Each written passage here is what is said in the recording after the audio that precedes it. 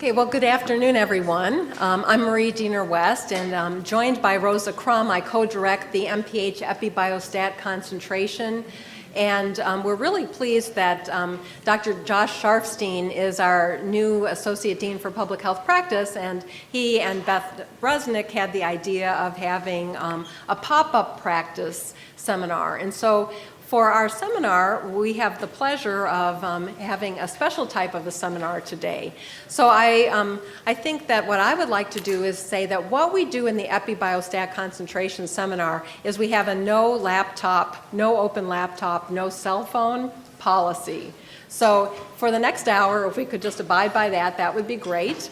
I also have sent around the sign-up sheet. For those who are in the concentration, you'll probably see it coming along the rows.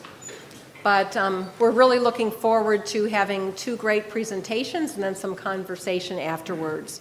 But first, I'd like to introduce Dr. Josh Sharfstein so that he can tell us about today and introduce our speakers. Thank you, Josh. Thank you. I'm very glad to be here. I met probably some of you, not all of you. I'm the relatively new Associate Dean for Public Health Practice and Training. I've only heard stories. I've not personally witnessed what Marie does if there is an open laptop or cell phone during one of these, but I wouldn't be the one to try to test her personally. But so the concept of the pop-up practice is that we heard that students were interested in more timely topics in public health, and we wanted to think about ways that some of the classes could be focused on really active issues in the area that the classes are. So we're kind of popping up inside different masters seminars. The first one we did was with Health, Behavior, and Society. And they were very interested in the experience and health of new immigrants in the United States. And we did a series with one of the leading advocates for immigrants, some immigrants themselves talking about their experience, and some clinicians. It was very interesting, very well attended, and gave us some momentum heading into the second one, which is a different department, obviously, within departments in epidemiology and biostatistics. But we were looking for something that is very active, a lot of discussion going on out in the world of public health, and we definitely are really privileged to have two great people talking. And the way we're structuring this, just like we did the last one, is a very brief presentation from the people we've asked to set the stage, and then a discussion between them as well as with all of you that in this case Dr. Diener-West and I will moderate about some of the issues that are raised. And the topic today is about precision medicine, and particularly how the country and institutions like Johns Hopkins are thinking about using data differently in order to improve clinical care and public health outcomes. And we're really fortunate to have as our first speaker in this Dr. Josie Briggs. She is the interim director of the Precision Medicine Initiative Cohort Program at the National Institute of Health. And she will tell you a bit about what that program is, but from my more generalist perspective, the president and the director of the NIH, as well as the secretary of HHS, have been investing and talking quite a bit about the concept of precision medicine, about using, on the one hand, huge reservoirs of data, and on the other hand, to help make individual decisions about patients and take programs, whether they're preventive or therapeutic, and make them work better for patients. And that has all kinds of different implications for data. And I'll be the first to say that there are people who are absolute true believers in this and think that, the solutions are that different kinds of solutions are going to emerge from different types of data analyses. And there are others who are worried that you can get if you become unmoored from certain principles, maybe you're just awash in data, but you're not really getting answers that are going to prove helpful. So I think, partly my job is to try to ask some of the more challenging questions so that we can kind of get at sort of the root of some of the contemporary issues that are out there. Let me just say that Dr. Briggs is one of the most senior leaders of NIH. She's on the leading oversight council for NIH. She is also the director of a center, the National Center of Complementary and Integrative Health at NIH. She is a physician and a nephrologist. And I could go on and on. She asked me to keep it short, so I will do that and let her introduce the precision medicine cohort.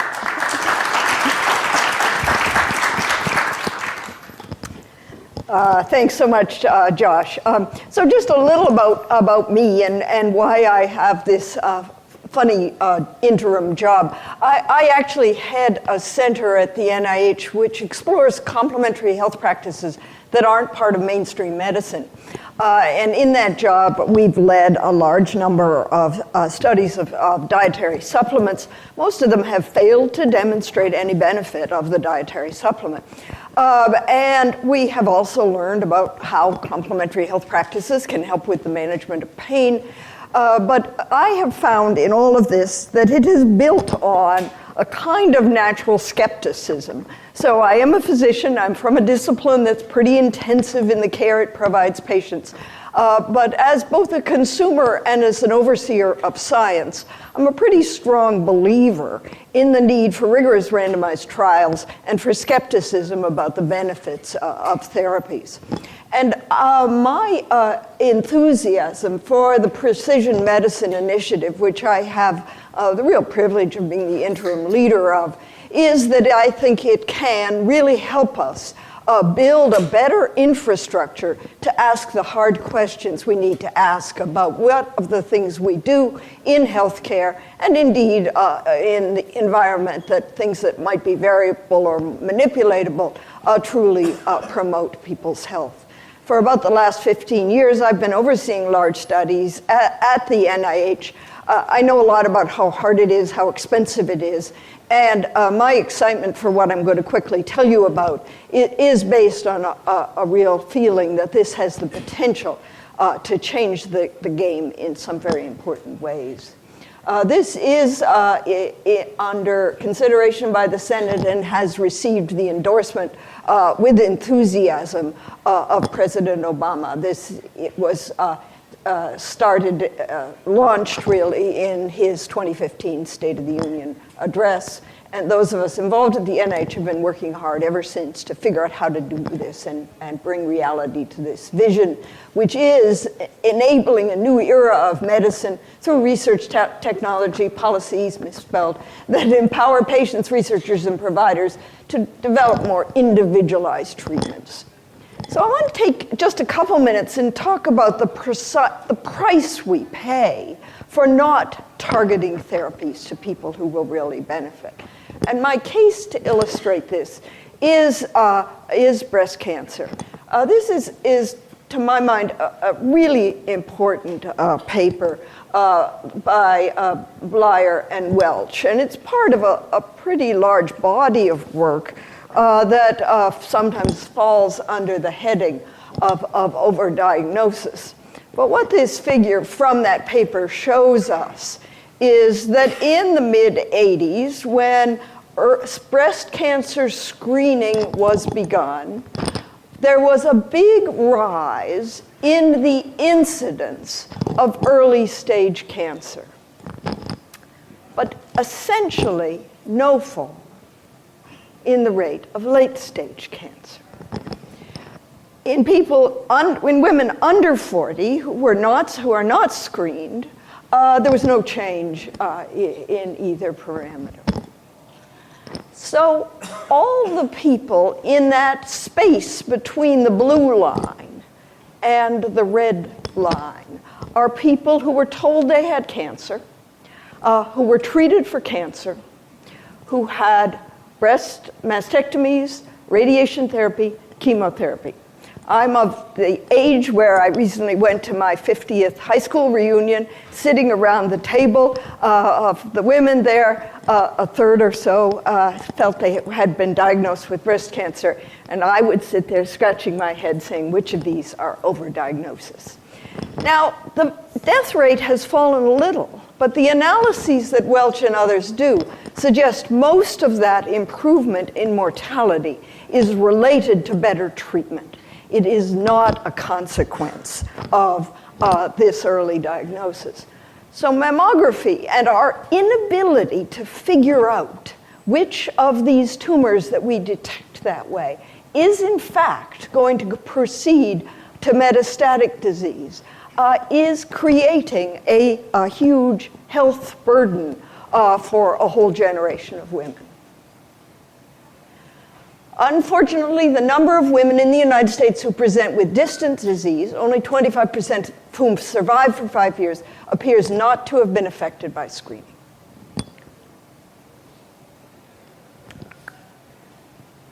We estimate that breast cancer was overdiagnosed, i.e. tumors were detected that would never have led to clinical symptoms, in 1.3 million US women in the past 30 years. So this is something that I think as a profession we should feel ashamed of.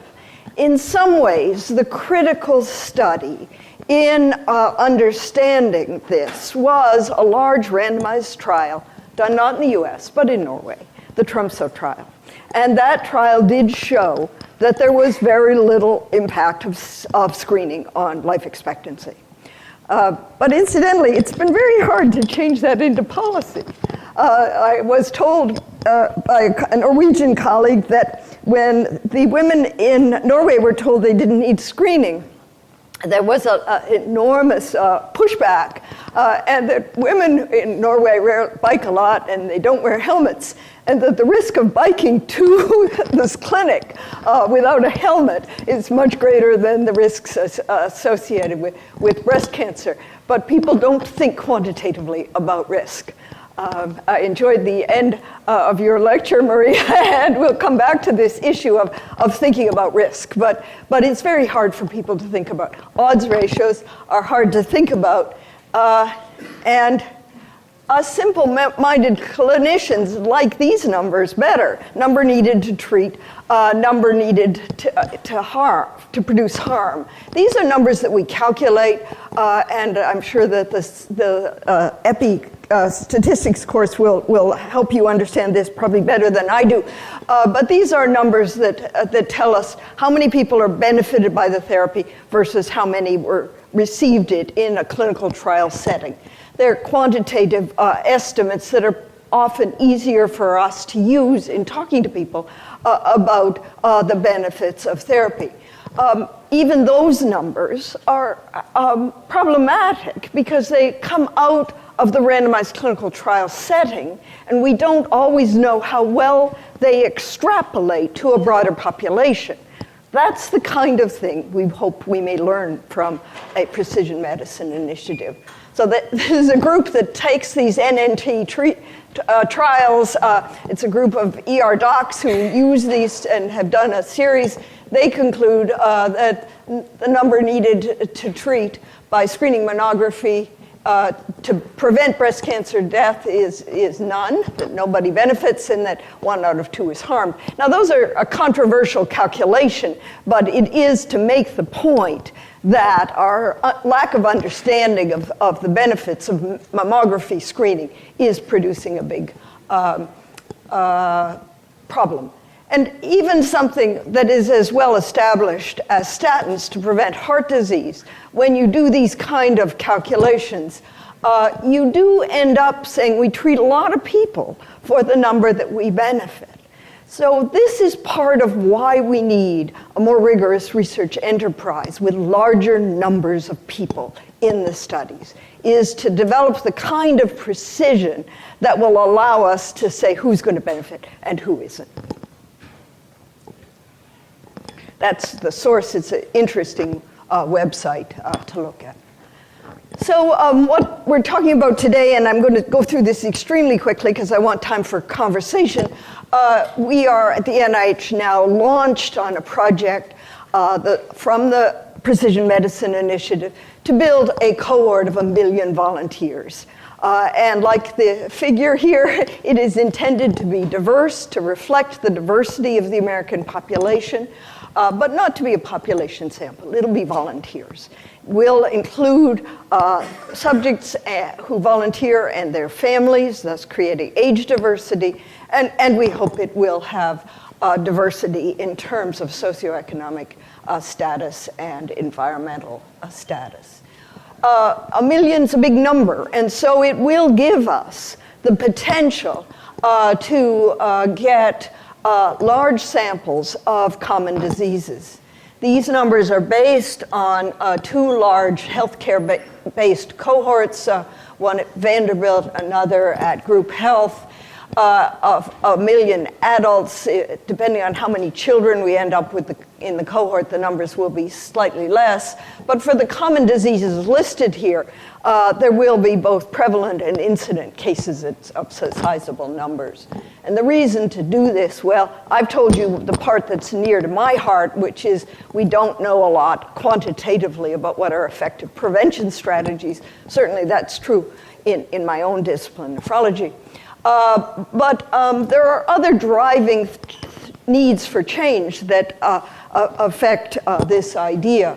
And one thing that has come up in the conversation and planning of this is that our research enterprise often treats the participants in studies as subjects, and that we really need to change the paradigm in important ways to have people who are in studies feel like partners.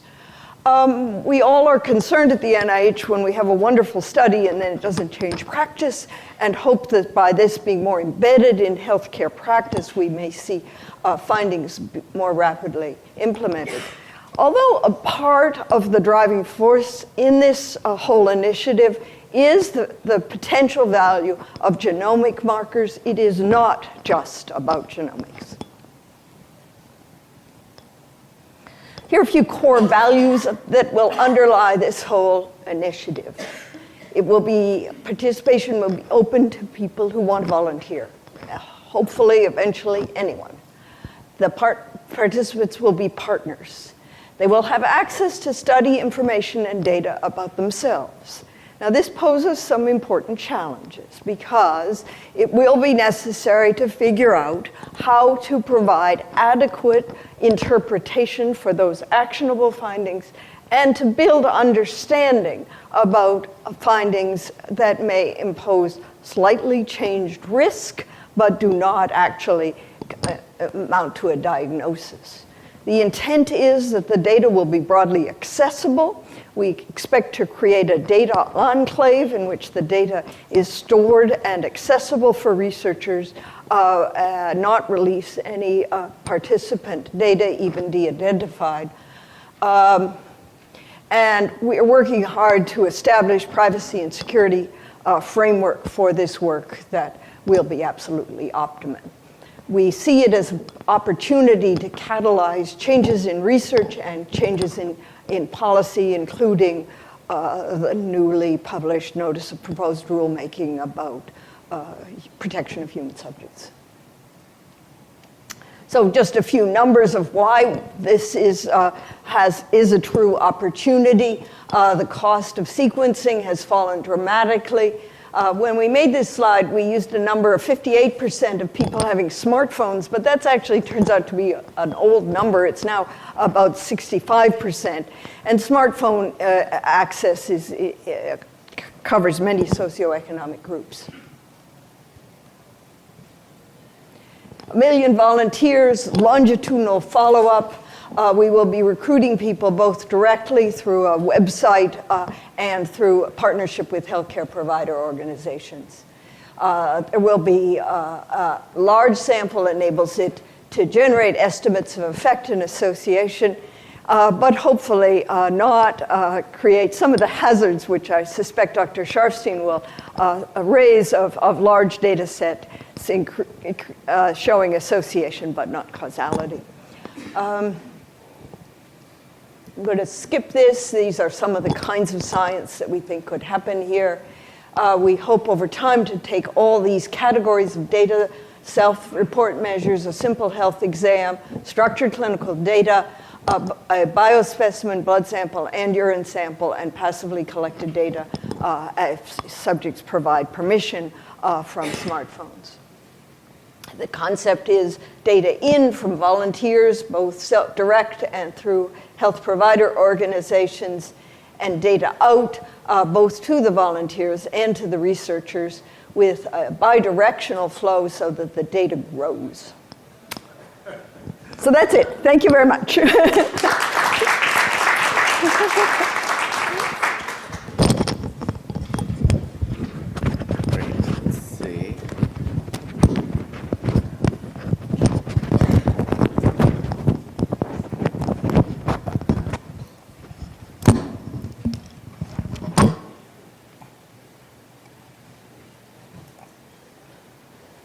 Great. So thank you so much, Dr. Briggs. That was really terrific. And if anybody here is wondering the secret to being able to recruit Dr. Briggs up to come from NIH today, I said that in this room may be some people who wind up working on this cohort study over time as they go on in their career. So after that, I got a quick email back. I'll come. But to move on, we're also really honored to have Dr. Scott Ziegler here. Dr. Ziegler was a former chair of biostatistics, a professor of biostatistics, and is leading the Johns Hopkins InHealth initiative, Individualized Health. And so for Hopkins, the future is now, and he's going to talk about what's happening here. Thanks.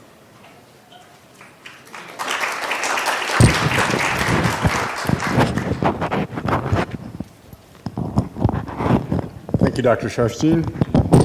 Pleasure to see you, Josie. Thank you for coming up here. And I'll just take a few minutes and tell you what's happening at Johns Hopkins. This is a signature initiative of the university, the health system, and the applied physics laboratory. We're about 3 years into our project, and it's really motivated by exactly the same things that Josie has just described for you. And this being a school, I thought we should do a quiz to start, a pop quiz. It's a pop-up session, so it's a pop-up quiz.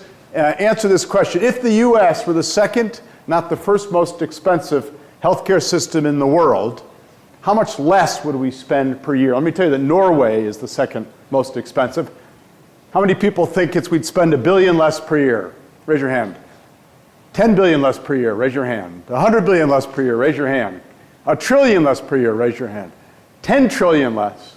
You're right, it's $1 trillion less per year. Every year, $1 trillion. But when I give this quiz, some people say to me, but it's, think of it as just a subsidy for the healthcare industry, which is a fifth of the economy. And so it's worth investing. And that might be true, but imagine if you had $1 trillion per year to redirect. That's 6% of the GDP. And here's the picture that shows America. So second question. And I think you probably could have seen this from the slides earlier. A 40-year-old woman with 2 children, no family history of breast cancer, tests positive in a routine screening mammogram. Given these data, what's her probability of having breast cancer? Raise your hand if you think it's a 15 100ths of a percent. Raise your hand if you think it's 1.5%. Raise your hand if you think it's 15%. You guys are very smart. How many people think it's 60%? The correct answer was 1.5%. So, and we've already seen that a lot of what we do in America to spend that excess $1 trillion is we're unaware of these kinds of information. So, what happens when a patient presents to a clinician having had a routine mammogram and has a positive result? First of all, they know about it often these days before they go see the doctor. It takes 3 weeks to get to the doctor. There's an enormous amount of anxiety in the family. The children, the spouse are very concerned. But this is the data that the clinician uses to help guide the person at the moment. And you can see that of 10,000 women who take a mammogram, age 40, no family history, 1,000 will test positive, and only 15 of them will ultimately have a breast cancer. So there's a very small probability. And the reason I've given this example is to make clear where the future of medicine is heading. Right now what happens is a clinician sort of knows these things vaguely, right? There's a pretty good idea that we shouldn't be too worried because you don't have any risk factors. There's a qualitative assessment. But for the first time in the history, we are now capturing this kind of data for all the clinical decisions that are being made. And furthermore, we can mobilize that data to help make a decision about an individual patient who's presented to us. So the goal of the Individualized Health Initiative is to transform Johns Hopkins so that every decision made either by a public health professional, because often we're making decisions about where to invest our resources for populations, or by a clinician with one patient, all of those decisions are informed by what we know. And what's exciting about the world today is that we're going to have lots of new kinds of information coming on stream over the next 10 or 20 years. The way the InHealth Initiative decided to get ready for the genomic and the epigenomic and the proteome and the many sources of novel data that's being generated the way we're getting ready is to start using the data that we already have more intelligently than we do typically in the practice of medicine. And the point I want to make is that this is a very simple example where a 2x2 table is the relevant calculation. But imagine if it isn't, what you have, the data is not a positive test. The data is that sequence, or it's this picture of the telomeres, or it's that image. The data will become more complex. And so really the goals of epidemiology and biostatistics and public health generally is to be able to quantify what we know about a population of people who have preceded a particular patient, and to be able to mobilize that information to make a decision about the patient in hand that's more intelligent than we would make absent the data. And then the other key thing is in that little 2x2 table, we had 40-year-old women with no family history. But we could have had information about their genes, information about other biomarkers, information about their behaviors. And the goal is to be able to reference each patient against a population of people that's defined as narrowly as possible to be most relevant to the decision about the one person. So that's really the goal. There's a series of things we do in public health and in medicine. We want to know what is a person's health state, what is the person's trajectory, will this treatment improve their health, and also the same sorts of questions about populations. And the point is we need to mobilize the data to more precisely answer these questions. So I want to just give an example of what we're doing at Hopkins in this project, and we're going to be doing this hundreds of times in many different areas of medicine, and we're going to be ultimately informed by the kind of data that's going to be generated in the cohort study you just heard about. So here's a man who's with his doctor, and that's looks like a tablet PC there, right, on his lap. And what they're looking at is the data that's relevant for this man to the decision they're about to make about whether to do a prostatectomy or not. And we know that in prostatectomies, for people who have what we call less severe prostate disease, about half of the prostatectomies at a place like Hopkins, or big academic health centers, take out a tumor that didn't need to be taken out. And it comes with incontinence and impotence and costs and pain and suffering. So it's a decision, do I do a prostatectomy or not, that needs to be as well informed as possible, right? So here's the data that they're looking at. The blue dots are the prostate-specific antigen measures that have been made on this man over time as he's aged, and the green triangles indicate where individual biopsies were done previously on this man. And in each case, he has what's called a Gleason score 6, which is a cancer that is not aggressive, ought to probably be left alone, and he could have switched to a 7, he never did. The question is what to make of these data. So what a good clinicians do is they have some experience, they've seen these things, they sort of, make a qualitative assessment and they move forward. And they're influenced, obviously, by the man's desire. But right now, Hopkins has 1,300 men on whom we have that data.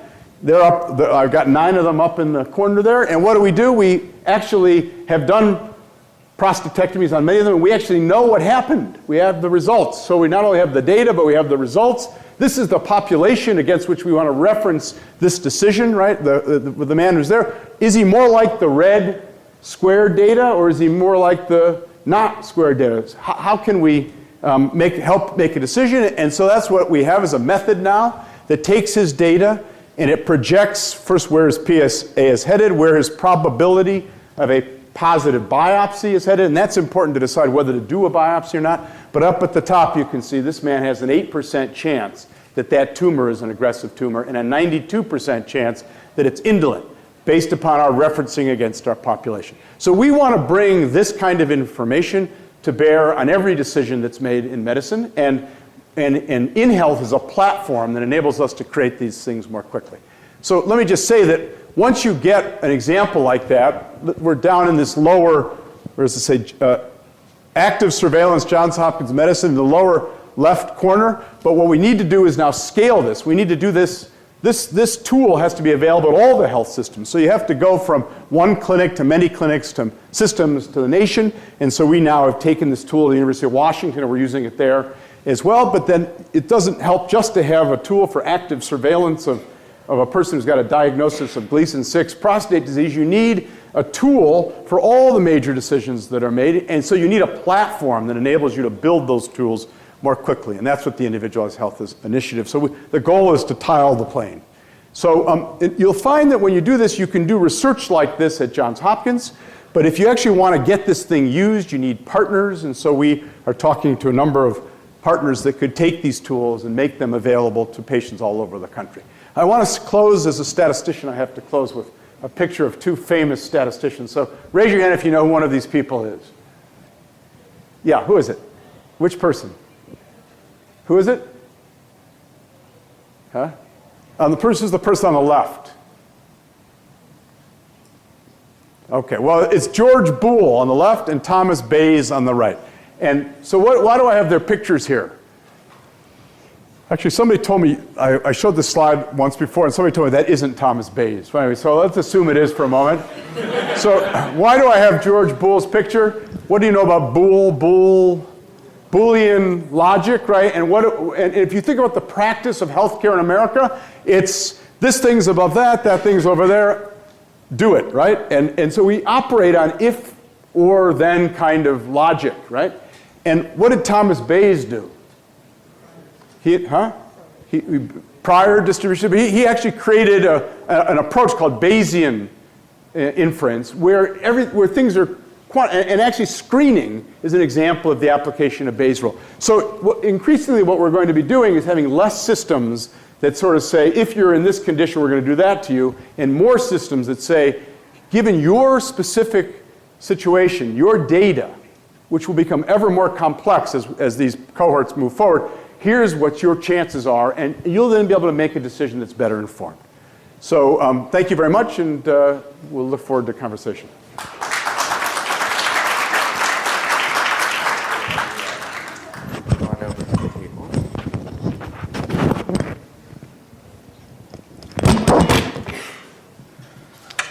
Thanks, that was fantastic. So this is shaping up to be an interesting discussion about the future use of data. Maybe, I don't know how many of you realize that Marie and I have a cable TV show. We're co-hosts, many different topics. So we're going to do our usual back and forth. But let me just start with maybe turning to Marie and asking her to comment on what she heard in the context of, you have such a long view of this field, and teaching students. And is this, in your perspective, and we'll maybe get Dr. Ziegler and Dr. Briggs' opinion on this, is this something, in what ways is this new? In what ways is this a interesting application of what's always been taught?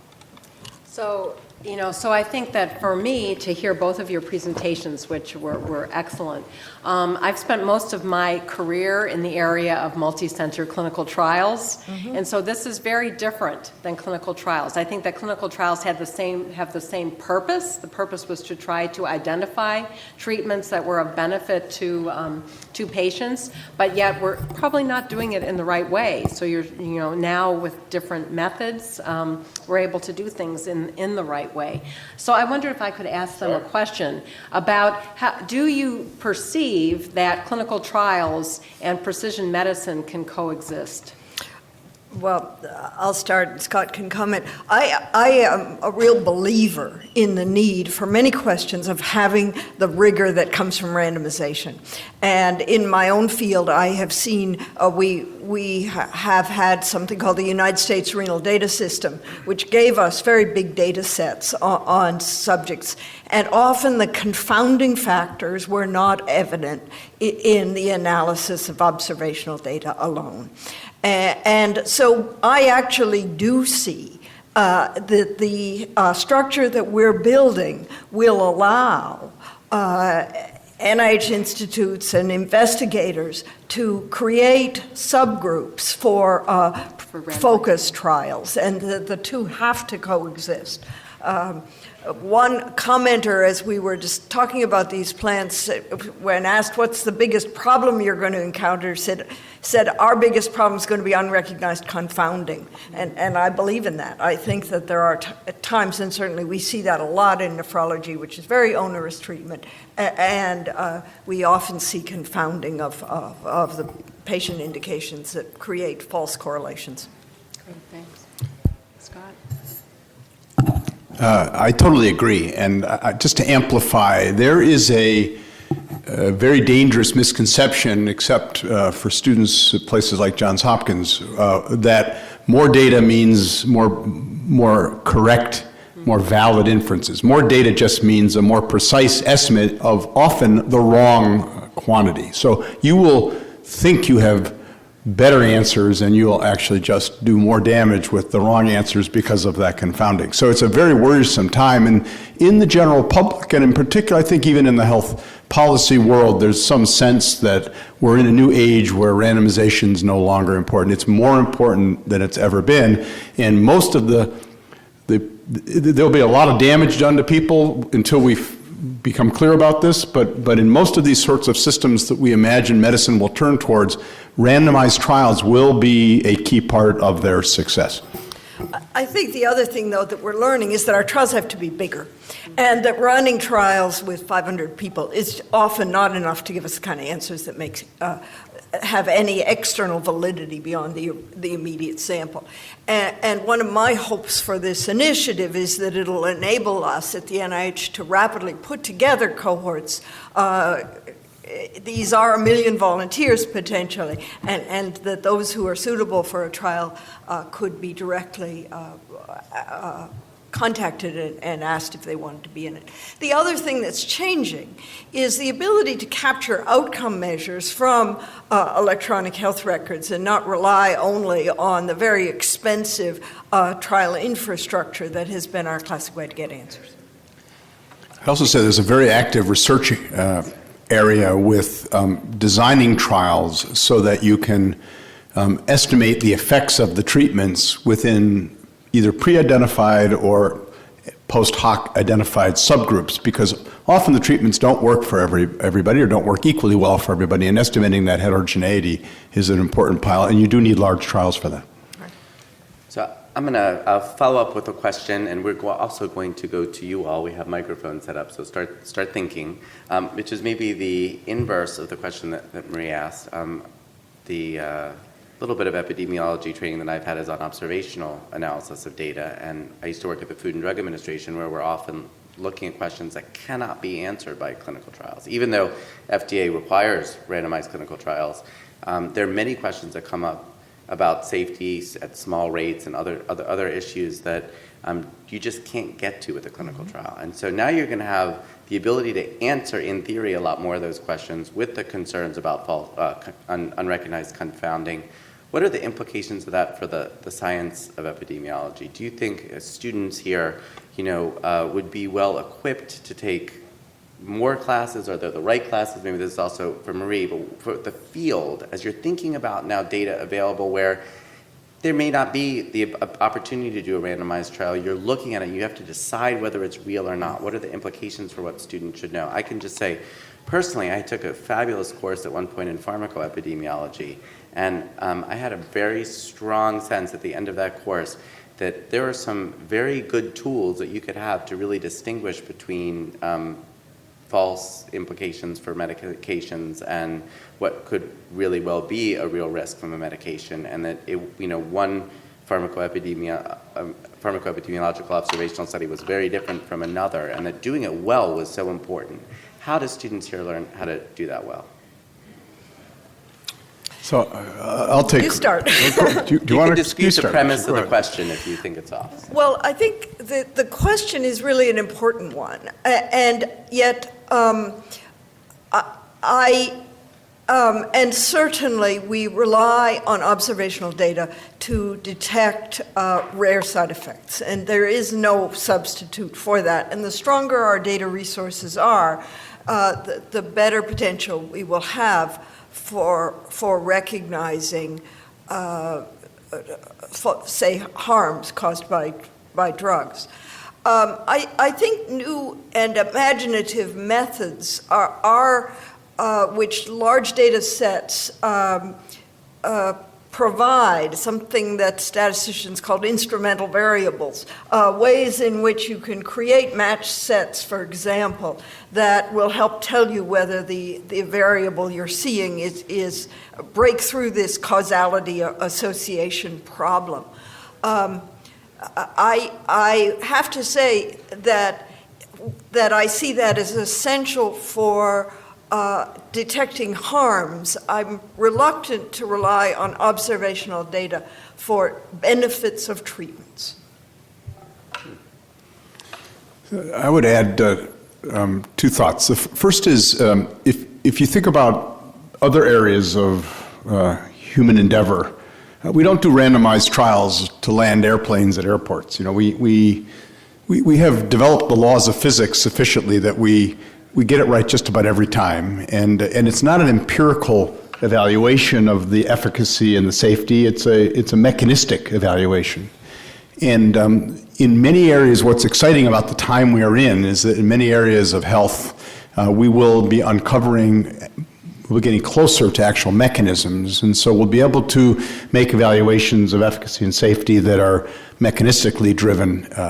That's still a promise. It's not realized yet, but it's coming. So, and that will drive out some of the variation that makes it difficult for us to see patterns. Then with respect to places where we still need to be entirely empirical, there are more sophisticated statistical methods, as we're referred to. I am a great believer that what makes the best science is better designs of studies and studies that drive out those potential confounders. And where you can't do that, you really need to have a strong qualitative understanding of where the risks and benefits of using the information are, and then to be prepared to be wrong about things, because that will happen often.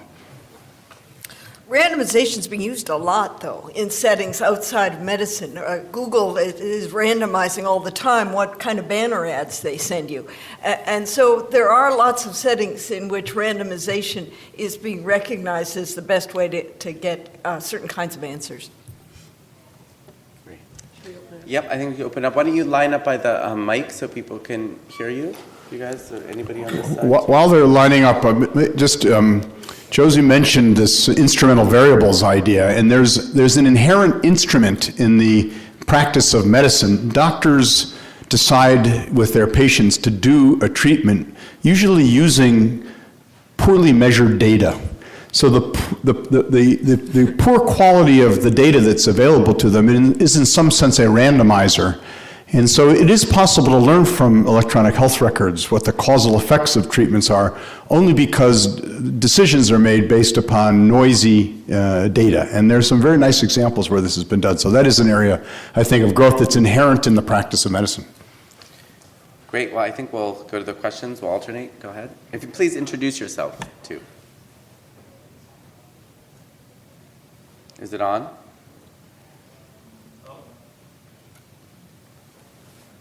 Why don't you, Talk loud.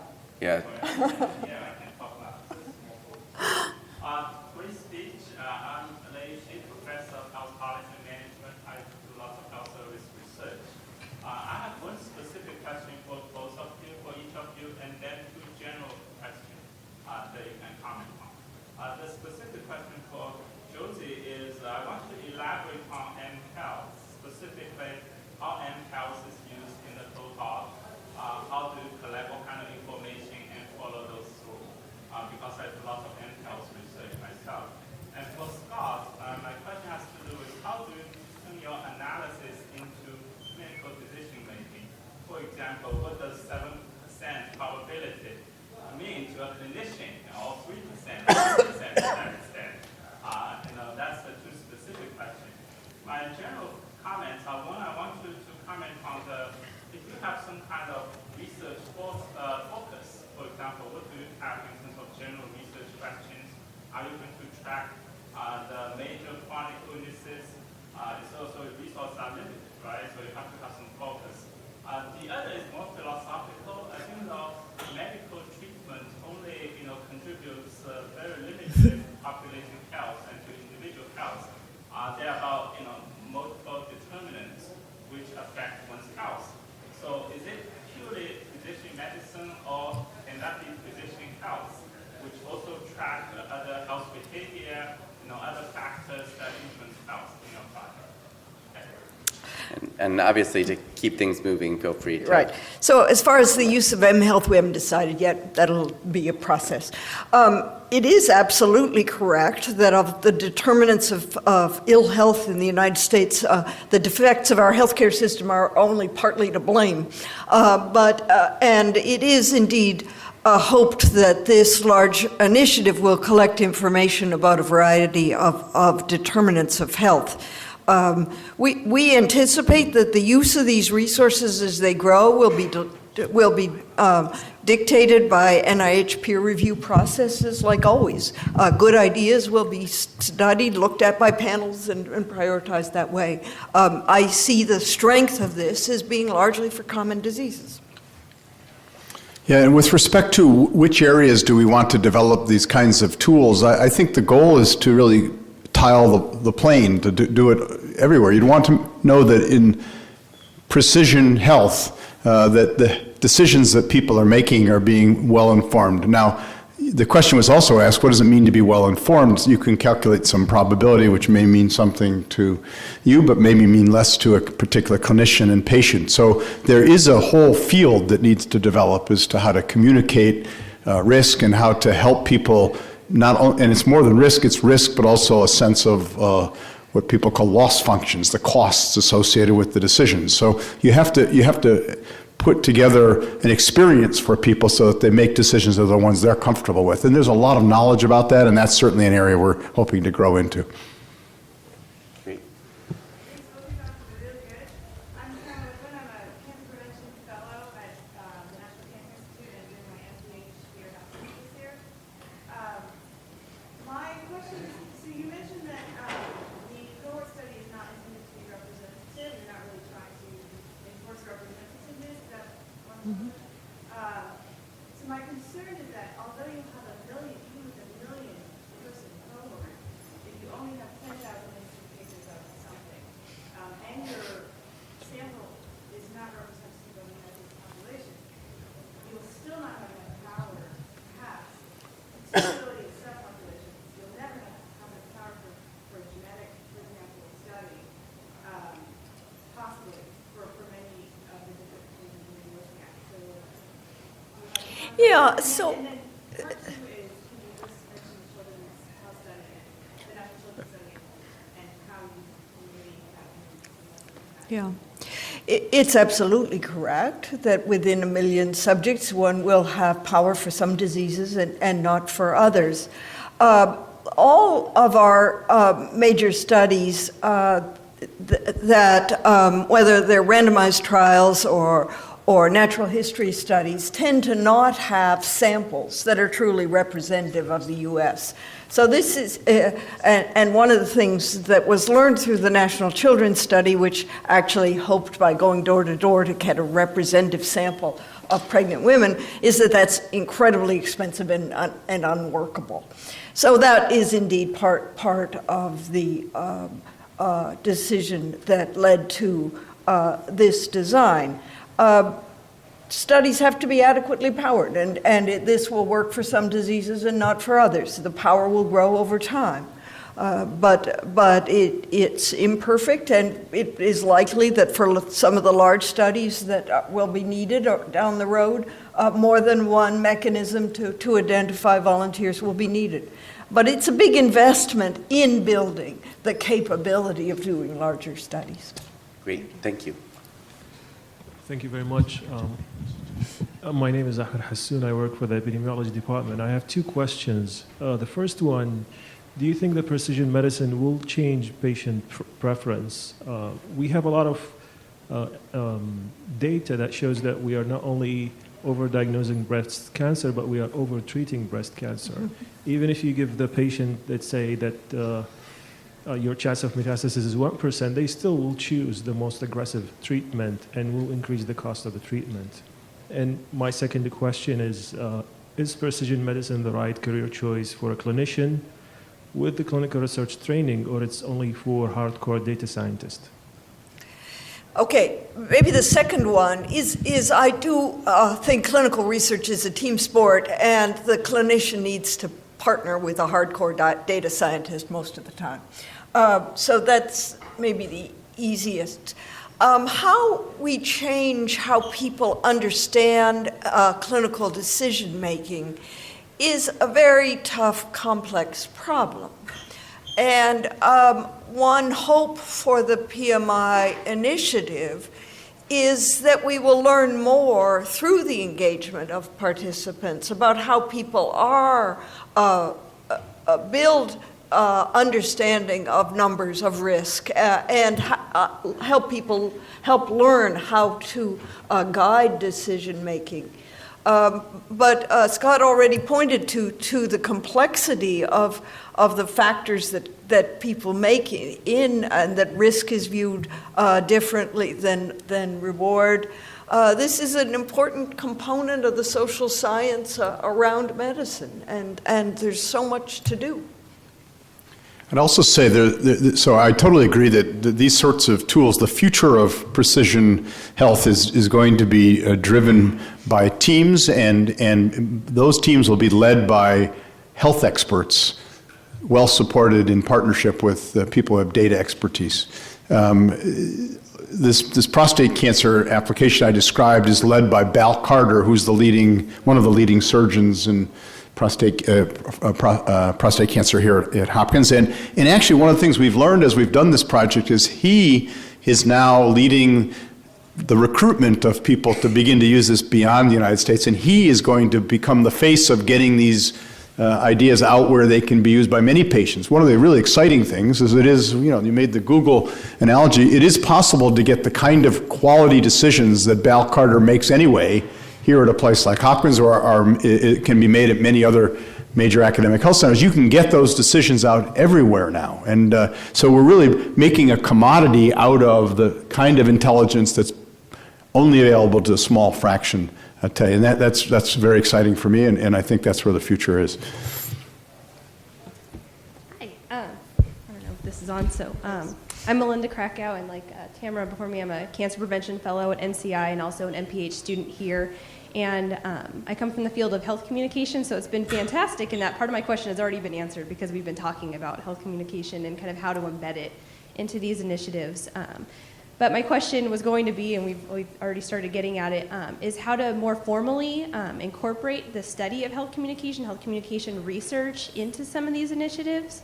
So part of that could be creating randomized controlled trials of how patients and providers can negotiate through this information, or testing of visual decision-making aids, this sort of thing. But I'm wondering if there are plans to incorporate some of those studies into the initiatives, or how we might get health communication researchers to start those conversations. Well, that's a great question. I fully agree that we need more rigorous studies of what works in communications, and I think it's a great topic. This is what I'm talking about today is in early stages, but hopefully in a couple of years it'll be really a good venue in which to explore some of the questions you raised. Can we get together after this session? I'll meet you.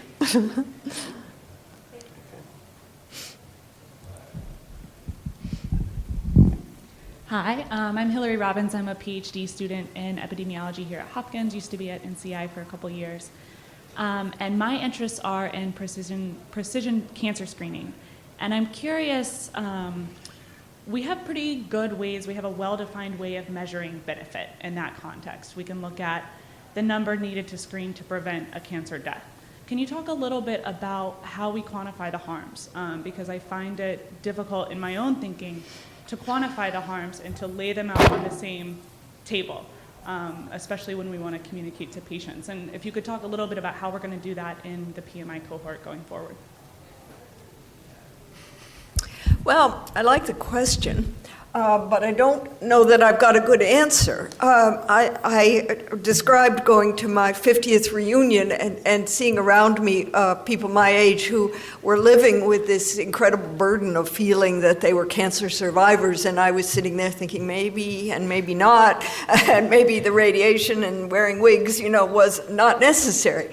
So I don't think I I know the answer to that. I think the harms are of a variety of sorts. The kinds of harm that are easy to quantify, of course, are side effects and deaths and surgical side effects and so on. How to talk and think about the harm that comes from a fear that's not well justified, I don't know. But I think it's a good question to think about. I think you'd probably start with some qualitative approaches and see how people balance this. But I think it's an important question, but not an easy one. Yeah, my experience is that most people are qualitative in how they weigh risks and benefits. And so I think that's the way it should be. I think ultimately, because they do bring in different life experiences, and so I think that's where we'll be. And so I think on the harm side in particular, you can be qualitative in describing some of what could happen. The other thing I want to say is that